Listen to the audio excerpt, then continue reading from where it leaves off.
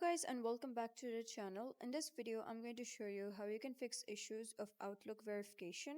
So let's get started. So first, you can go to the other section. This is basically your spam or junk folder. So verification codes often go to spam, junk, or promotions. So you can check them over here.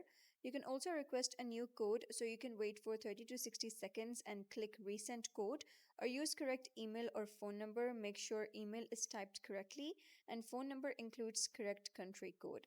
On verification screen, you can also click on try another, and then you can use SMS or any alternate email or Microsoft Authenticator application even. And if that doesn't work as well, then you gotta make sure that your time and date is synced. Sometimes the wrong date and time can block verification. So you gotta make sure that the time, language, and the date and time is same. So you can turn on set time automatically in Windows if you want to do so, and those will basically fix issue of your Outlook verification. So if you found this guide helpful, please consider subscribing and leaving a like. It really helps me out, and I'll see you next time.